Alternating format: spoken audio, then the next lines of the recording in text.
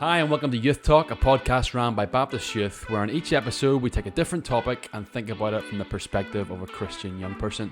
In today's episode, we're going to think about the scenario where you are the only young person or one of very few young people in your church.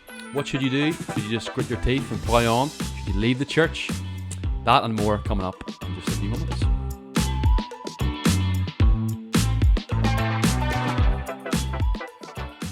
Okay, so you're the only young person in your church, or perhaps you're one of very few young people in your church. How should you respond? What should you do? A couple of things to acknowledge just before we dive in. First thing to acknowledge is that is a very difficult situation to be in. I want to acknowledge that right from the off. If you are one of the only young people in your church, that's very tricky, very difficult. And as a Christian seeking to grow in your faith, that can be a real hindrance, being one of the only young people in your church. So first thing I want to acknowledge. The second thing I want to acknowledge as well is that if you're listening to this podcast thinking, great, I'm going to get a hard and fast answer as to what I should do, you're not going to get that, unfortunately. No two cases are the same. There's a lot more discussion that should be had regarding your specific scenario, your specific context, and there's no silver bullet answer, unfortunately. But hopefully what we'll do in this episode is just navigate a few things that I think are important to recognize and remember as a Christian young person, and hopefully those things will help you as you think about your scenario and as you talk it through with different people and different individuals and try and figure out what it looks like for you as a young person.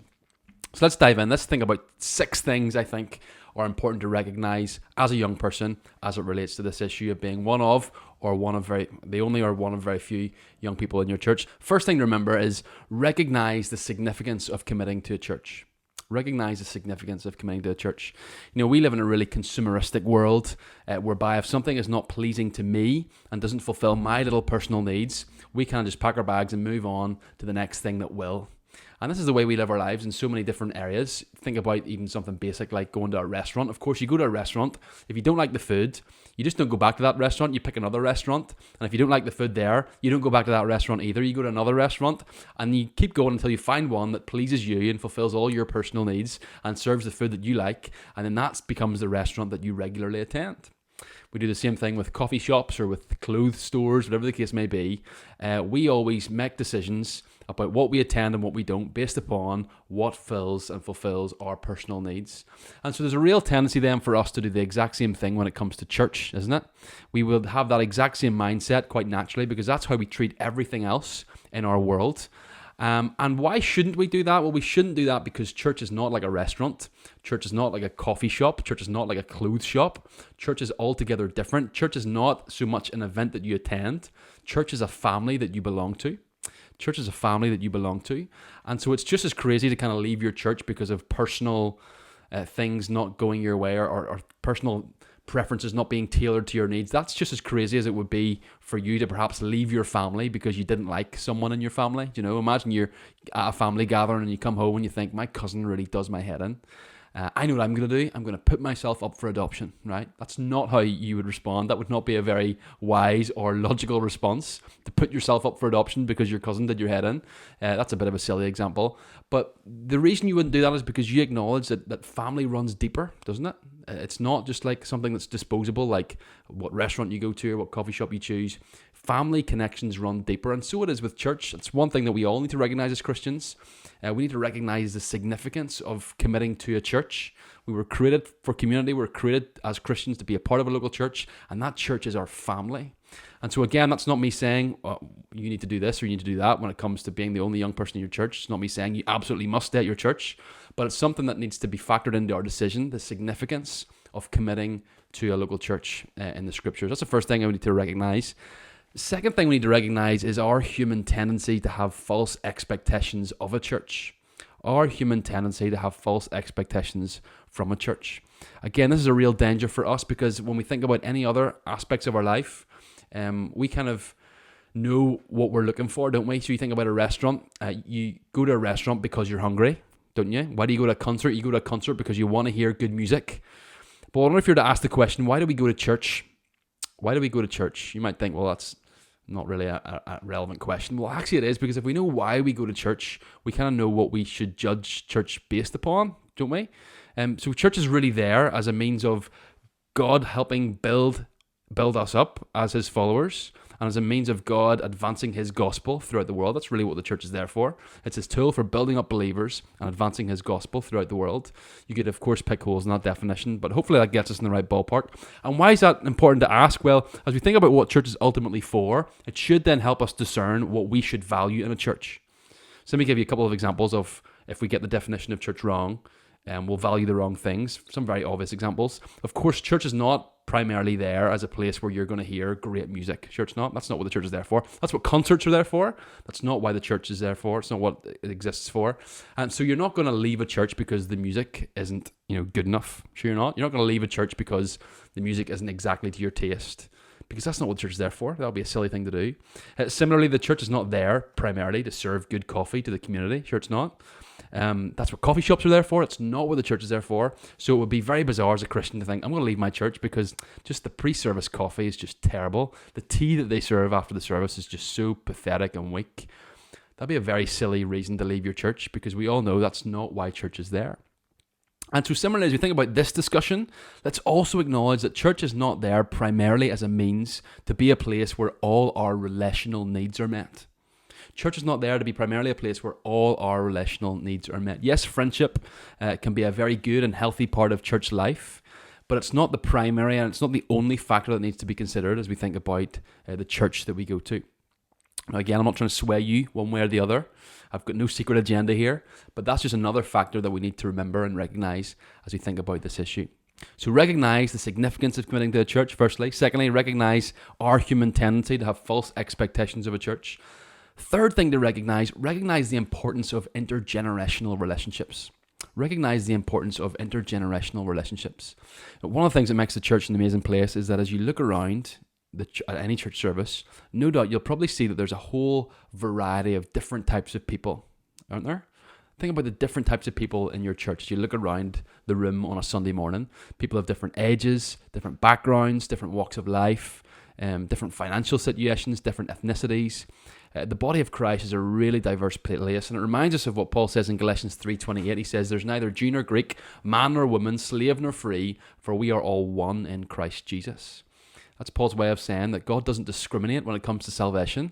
He doesn't just pick people of a particular gender or of particular types of job or particular background. No, God loves to save all different types of people, and the church really is a reflection of that. So the church is meant to be diverse. And so that's a challenge for all of us, isn't it? That we should be really intentional in investing in relationships with people who are not like us. We should all be intentional in investing in relationships with people who are not like us, because church would actually be a really terrible place if everyone was just like you, or if everyone was the same age as you. Church would actually not function very well at all. I mean, think about it for a moment. If everyone was exactly like you, had your strengths, had your gifts, was your age, had your interests, those people typically make good friends, but they wouldn't make a good church. Sure they wouldn't, because you need a variety of different types of people with their different gifts, with their different interests, at different stages of life, working together in order to make a church function and flourish. And so in some way, that speaks into this situation of being the only young person in your church.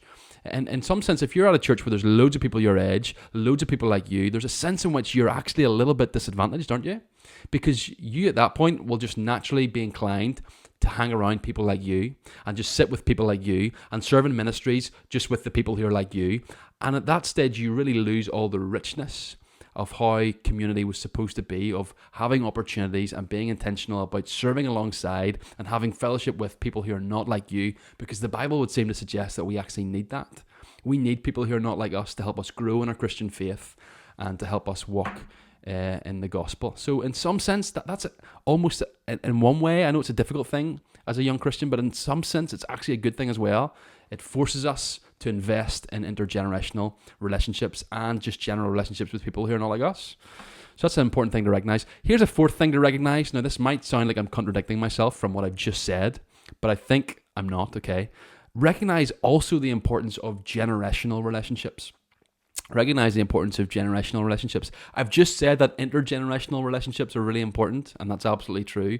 But I do also think it's really important that you do have friends, Christian friends, who are the same age as you. That is really, really important.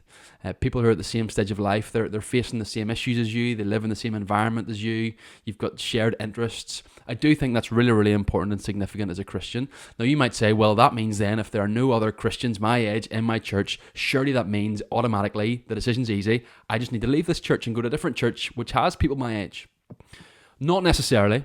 Not necessarily. Let me give you 3 reasons why that's not necessarily the conclusion that you should be drawn to. First reason, because of all the things that we've just looked at a moment ago. Second reason, there's no guarantee that if you move church and go to another church and there's going to be people there who are your age, there's no guarantee that you're going to be friends with those people.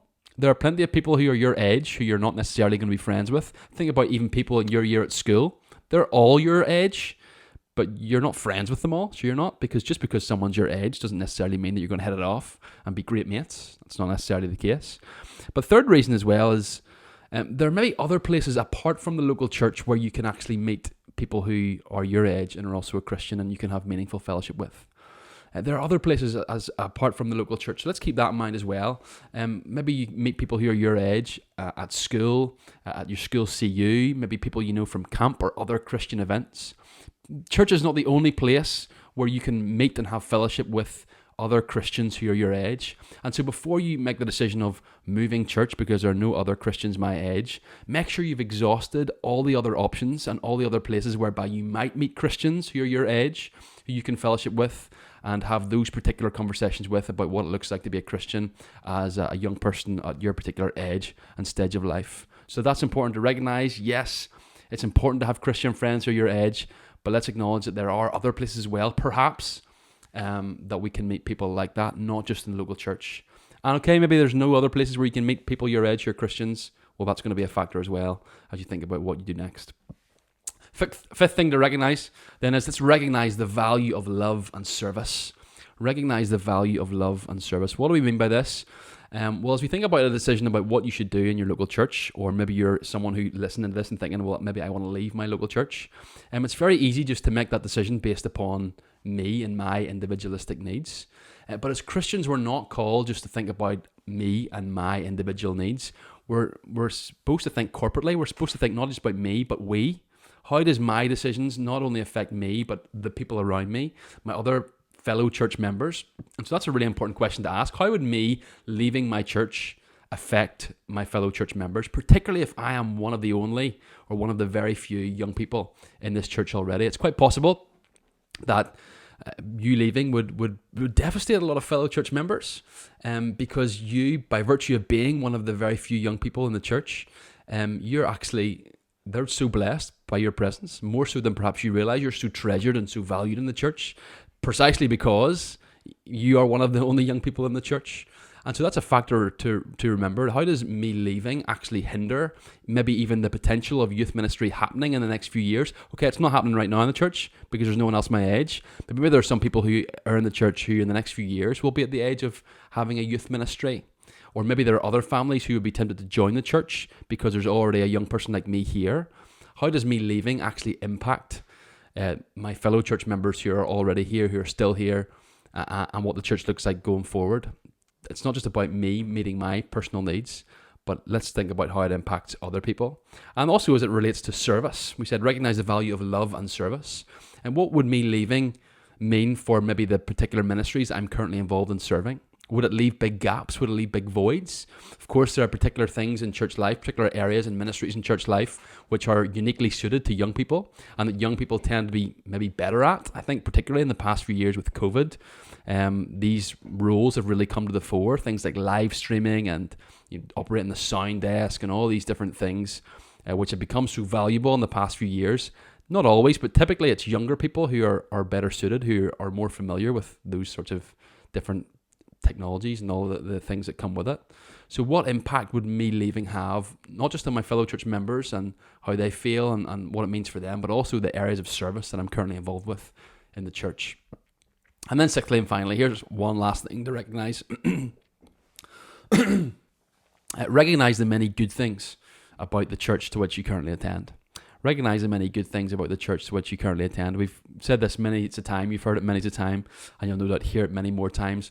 No church is perfect, and no church is perfect. No church is perfectly tailored to everyone's needs. No matter who you are in a given church, there'll be things that happen in the church. There'll be ways the church is structured and things that the church does and ministries that the church runs, which are not perfectly tailored to you at your stage of life. And so it's important to acknowledge that. And so while the church that you're currently in might not have fellow young people, which is something that you would like them to have, there might be a host of other things that the church does and the church runs and the church is set up for that actually serves you well and equips you well as a Christian and provides you opportunities to serve.